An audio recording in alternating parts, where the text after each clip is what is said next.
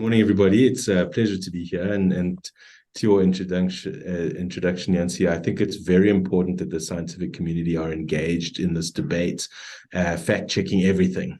And that's something that we desperately need, and I guess including the stuff that we say. So I look forward to the discussion and the interrogation of what we have. I'm going to share my presentation, hopefully, and then jump in. So I've tried to keep it relatively high level and then sort of dip into some of the detail, but really to give you a sense of the complexity of the transition and the just energy transition. And I try to make the point that we talk about the just energy transition, but actually it's a transition for the whole of the economy, and that's key. So I'm going to whip through the presentation and then look forward to questions and discussion. So just some context. For those of you who don't know, the Presidential Climate Commission, we were established by the President to advise Cabinet and the President himself on how we might achieve a just transition. So our focus is very much on the just transition. There are sort of 30-odd commissioners, 10 ministers, and then commissioners from various parts of society, business, labor, civil society, youth, government, etc. And the commissioners are the people who make the recommendations and who represent these sort of various social partners. The Secretariat, which is where I work, takes direction from those commissioners, does the research, organizes the programs, and sort of writes up the reports. But just to make the point that the recommendations are made by the commissioners. Our sort of core goal really is consensus building, and so we do lots of stakeholder engagement, and I'll share some of the insight that we've had from that. So earlier this year, even end of last year, we released what is called the Just Transition Framework. And this is really intended to describe our ambition for the just transition as a whole. So bearing in mind that we're not just talking about energy here, we're talking about the economy as a whole. And so really to think about how the global climate transition presents opportunities for South Africa to transition and for us to transition in a way that really makes a meaningful impact on the triple bottom line of poverty, inequality, and unemployment.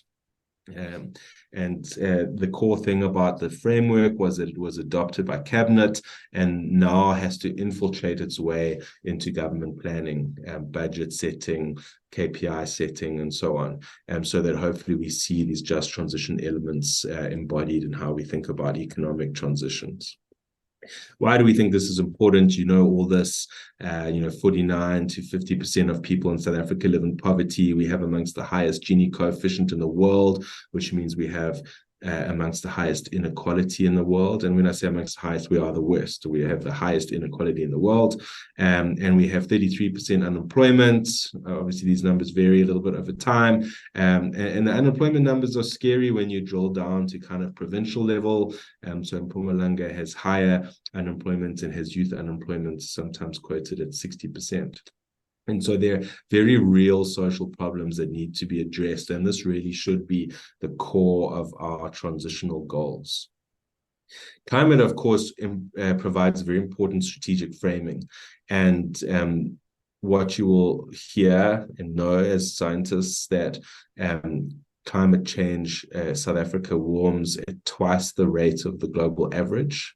So when they talk about keeping warming below 1.5 degrees, that means 3 degrees for South Africa, and you can kind of see in this chart here that we're in this kind of warming hotspot. 2 degrees means 4 degrees, but even then within South Africa, varying degrees of warming. So the Western Cape warms much worse than some of the other parts of the country. And so what does this mean? So the IPCC cycle assessment reports that come out relatively often every couple of years are an assessment of the global science on climate change, and they come out in 3 working groups.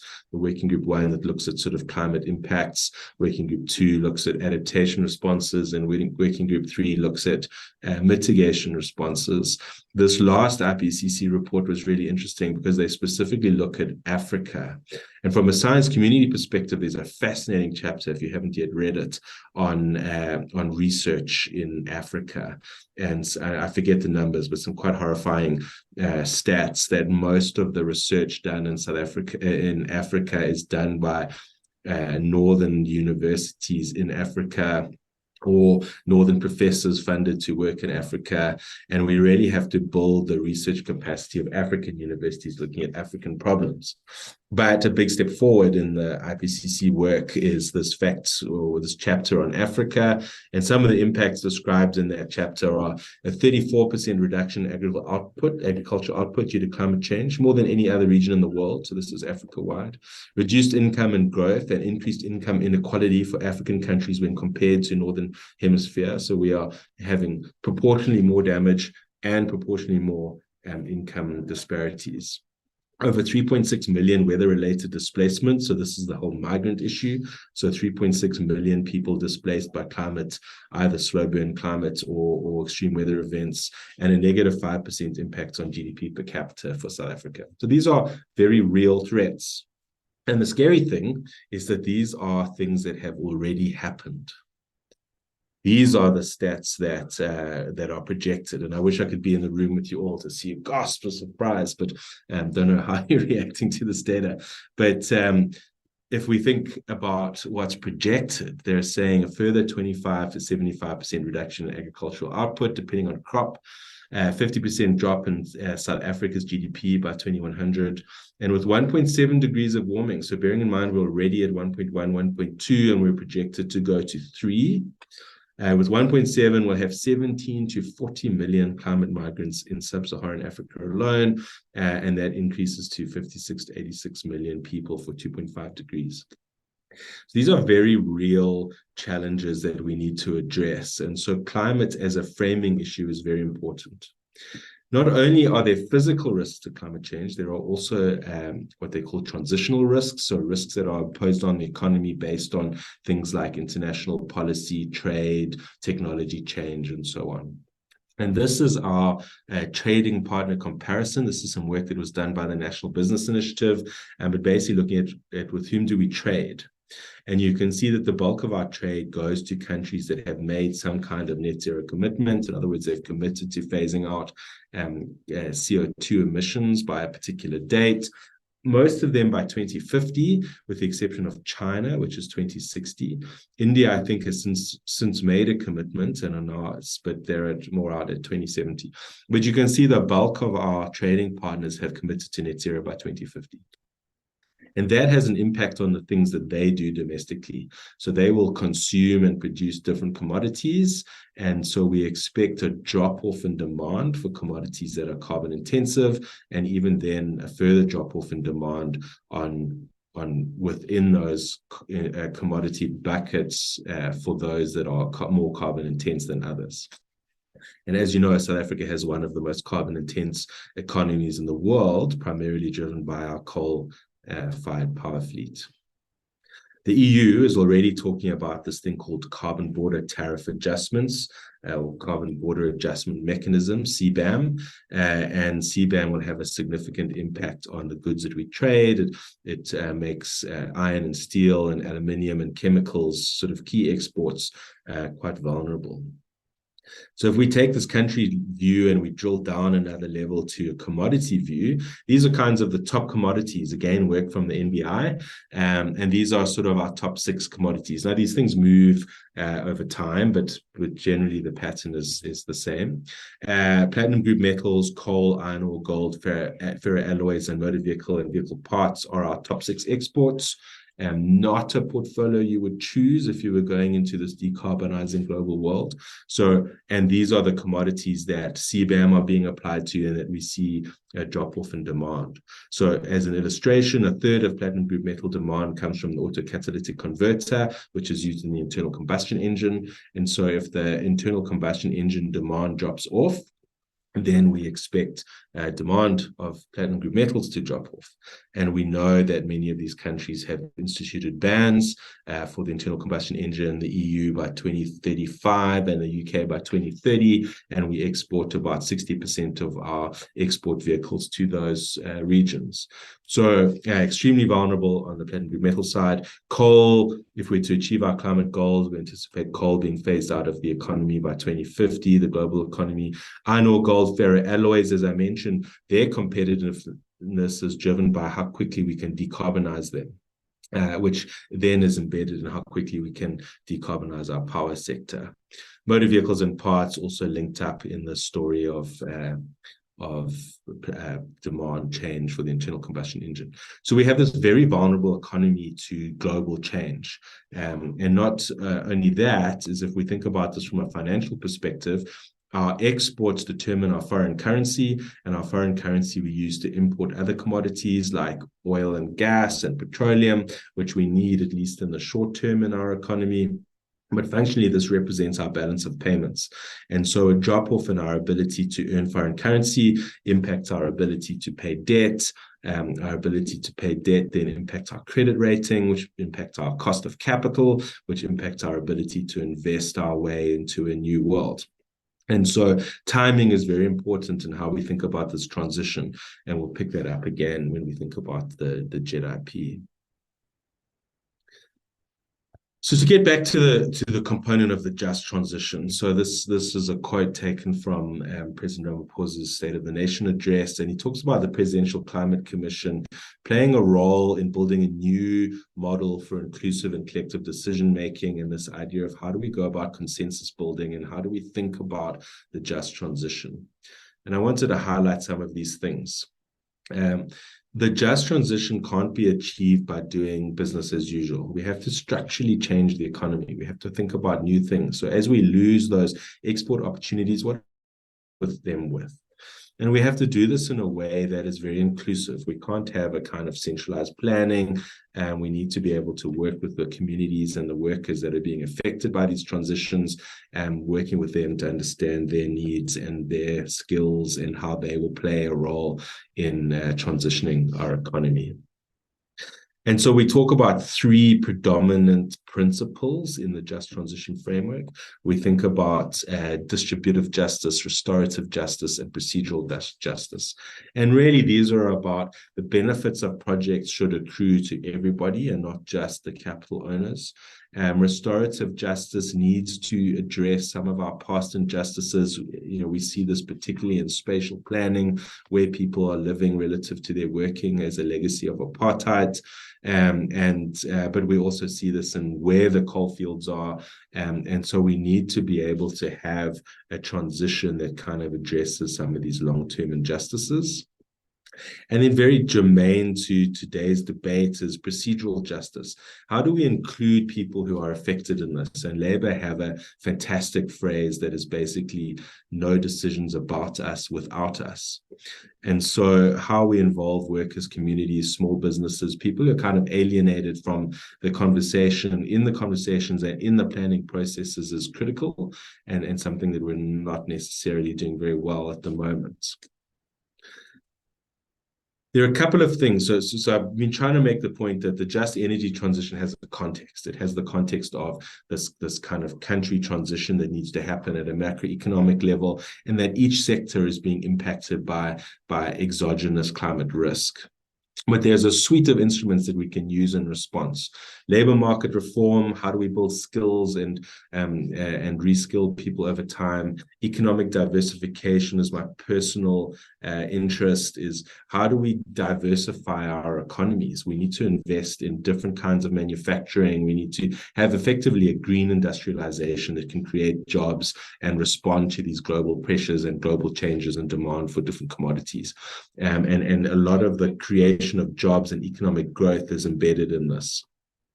Not all people will be catered for by the transition, and so we need to be thinking about social support. How do we protect people who don't fare well in the transition? And of course, governance is important, and finance is important. How are we going to fund this? The transitions are expensive. And so we need to be thinking about where do we get the finance, at what interest rates, what's the mix of public and private finance, and there are a whole bunch of issues that we need to be thinking about.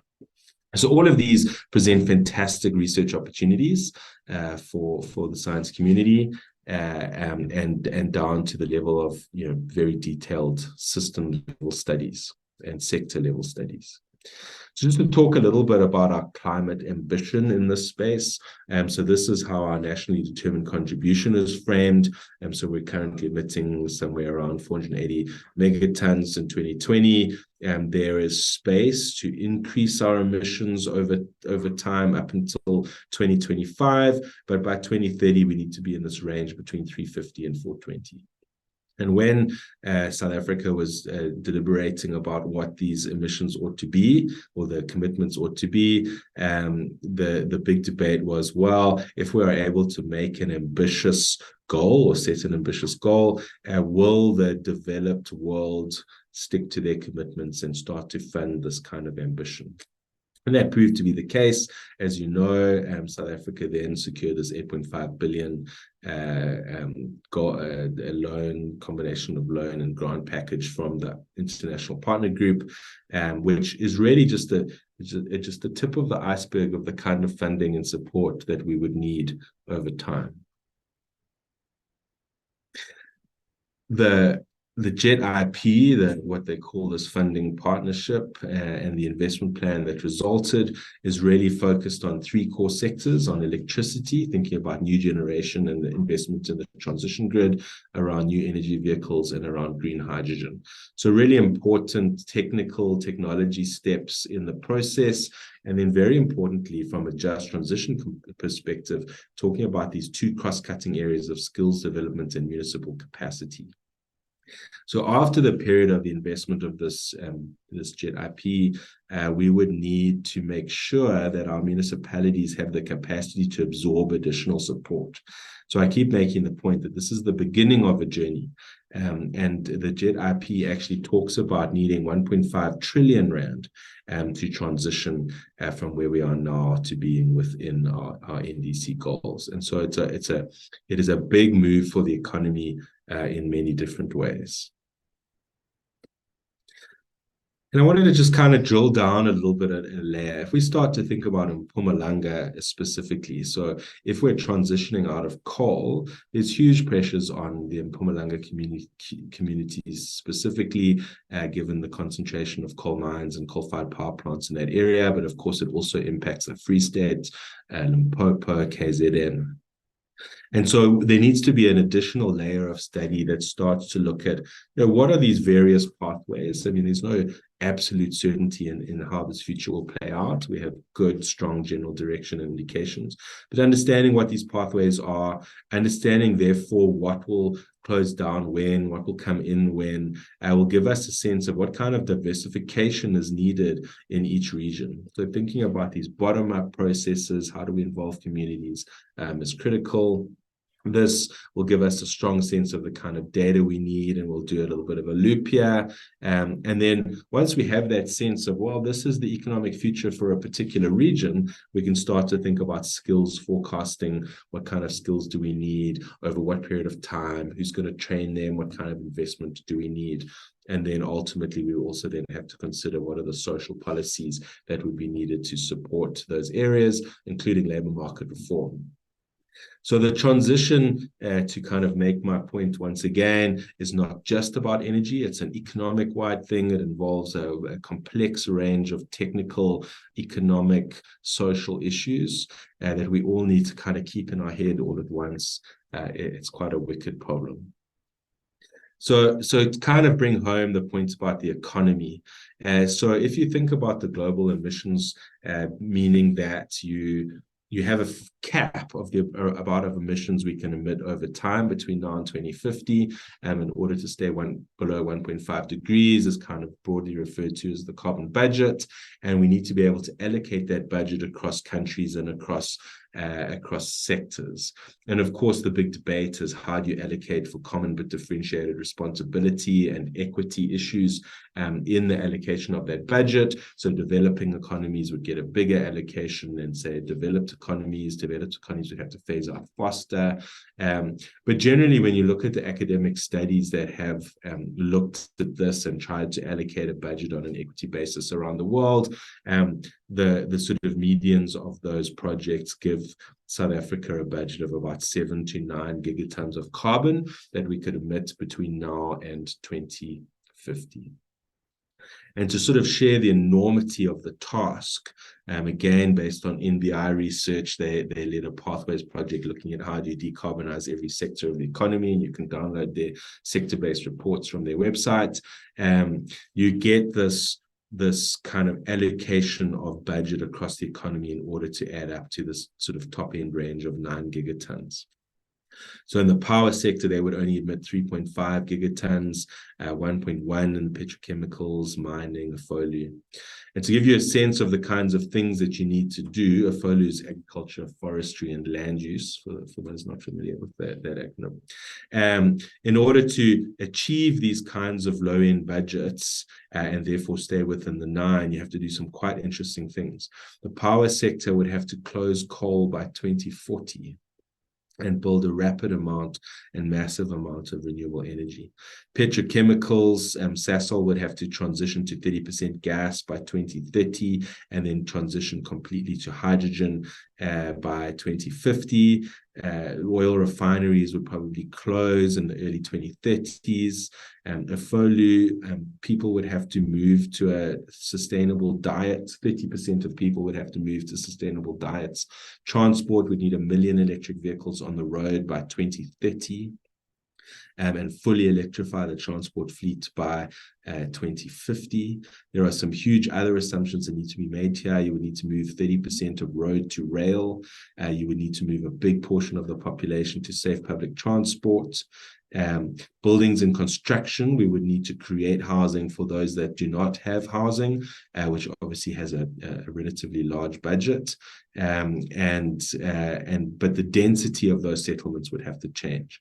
So in order to achieve these kinds of emissions per sector, you would have to have much more densities with sort of more New York style feel, 4-story high buildings, lots of restaurants, lots of free Wi-Fi, people moving around. It could be quite an exciting, vibey approach.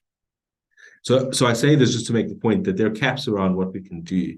And as a policy choice in the country, what we're basically doing is allocating our budget across different sectors, depending on how we think we could have the maximum bang for our buck in terms of economic and social outcomes.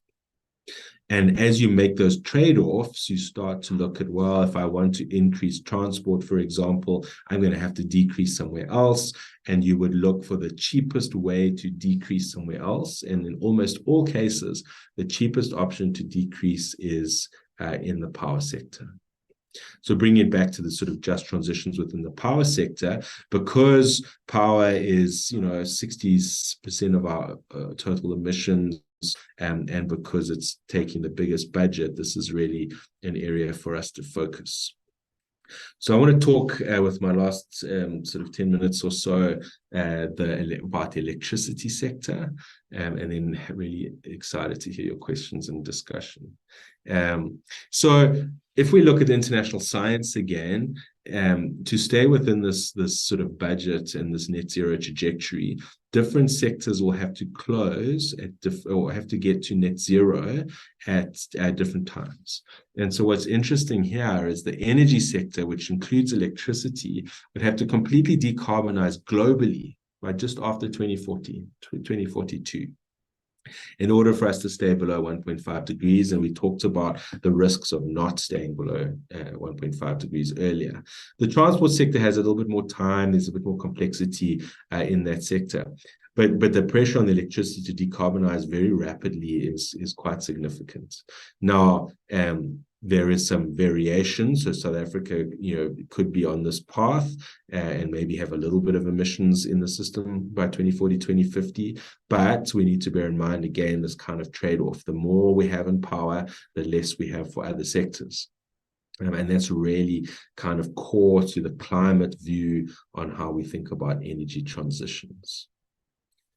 So a number of studies have been done in South Africa. UCT have done a study, the World Bank have done a study, the NBI have done a study, CSR have done a study, and they all conclude very similar things. There's a massive and urgent need for investment in renewables. There's an urgent investment in the grid. None of the studies pick coal or nuclear as their underlying technologies, but they're available to be selected. And of course, this is dependent on the assumptions that you make. But given sort of today's market numbers on coal and nuclear, none of the models are picking those technologies. There's a limited role for gas, predominantly for peaking support. So providing support when the wind is not blowing or the sun is not shining. A huge investment in storage is needed, again, to help with that intermittency of renewables. And there needs to be some careful thought about how we manage things like inertia and frequency, particularly in relation to the grid. Energy efficiency is critical. It makes a huge difference to the amount of new generation capacity we have to build if we are energy efficient or not. The cost of the systems are pretty much driven by the rate of coal closure. So renewable energy is demonstrated to be the cheaper option. And when I say renewable energy, that must be combined with storage and peaking support. So that comparing the package of those to the package of coal. And so it's really, there's a big economic argument and discussion around what's an appropriate rate of closure, bearing in mind that there are also other things happening in terms of socioeconomic impacts in particular regions. And then there were a couple of technologies that are identified as things that we should watch, things that aren't necessarily commercially available yet, particularly small modular reactors in the nuclear space and carbon capture, utilization, and storage. These technologies are not yet mature, but obviously, should they become mature, they would sort of change the game.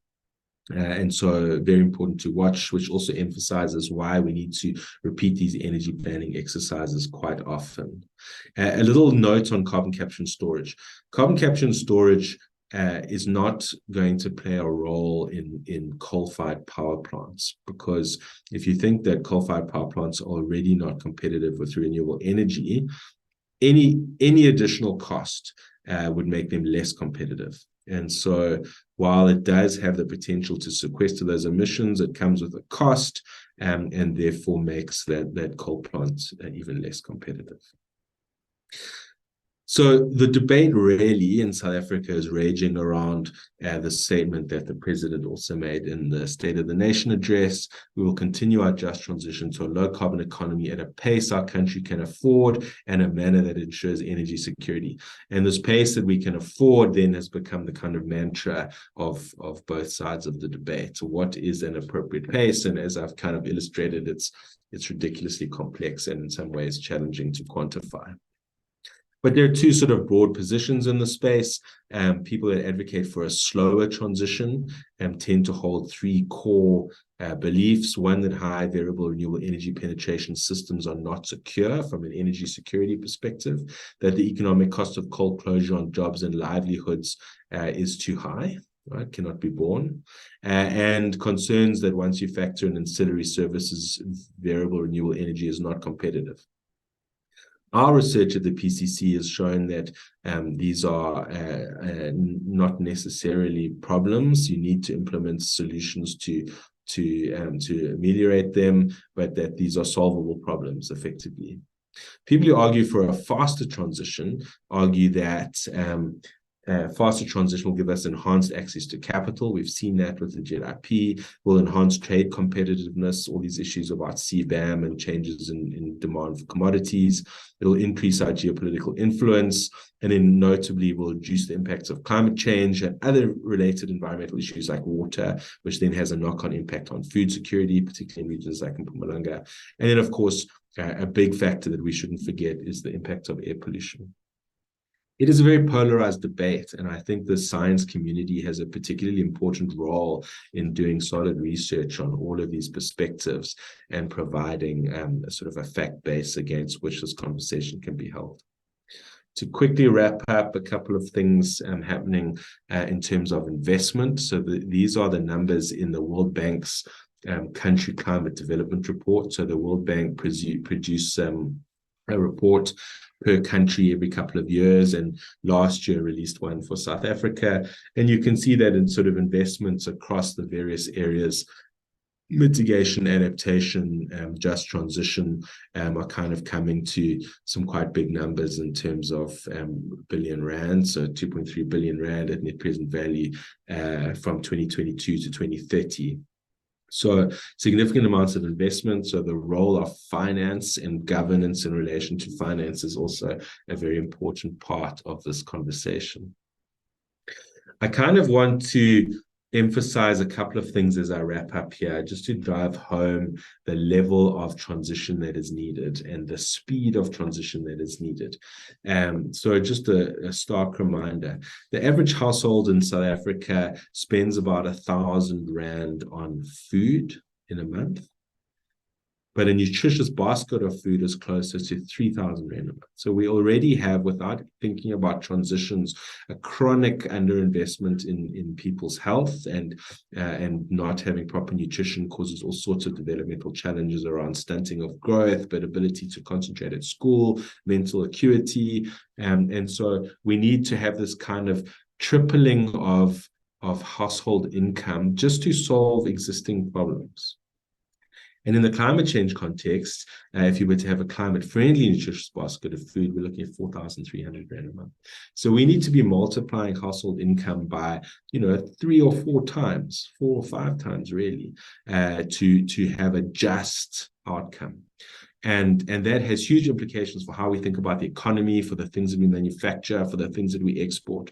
And so we need an economy that is driven by high levels of output, that is exporting to international markets, that is creating employment and increasing welfare. And a sort of scary number is to get full employment in Mpumalanga. Now, I recognize that is probably an unachievable goal, but to get full employment in Mpumalanga, we would have to create 700,000 jobs just in Mpumalanga. And so, again, making this point about some of these energy transitions and economic transitions are exogenous. They're going to happen anyway. If we fail to respond to these transitions, we as a globe and as a country, we're going to end up with more physical climate risk as well as more transition climate risk. And so the real answer is embedded in how we think about just transitions, and using green energy and a green industrialization plan to diversify the economy, to triple, quadruple household income, and create a huge amount of jobs. If we think about this as just in Mpumalanga alone, and we focus on Mpumalanga because it's so interrelated with the question of electricity and energy, but I actually worry about the Eastern Cape even more than I worry about Mpumalanga, because the Eastern Cape is so exposed to the liquid fuels transition and the electric vehicle internal combustion engine transition. And as I mentioned, those transitions are happening in 2030, 2035, like it's soon. Whereas coal has a slightly longer runway. We'll obviously have coal in the economy, both for domestic use and export use, right up to 2050. And so the Eastern Cape transition is more urgent. And in fact, you're working from a starting base of even worse unemployment, youth unemployment, and inequality in the Eastern Cape context. And of course, every province will be impacted in different ways, but those are 2 provinces that are particularly of concern. So hopefully that was on brief and was interesting, and really happy to take some questions and some discussion.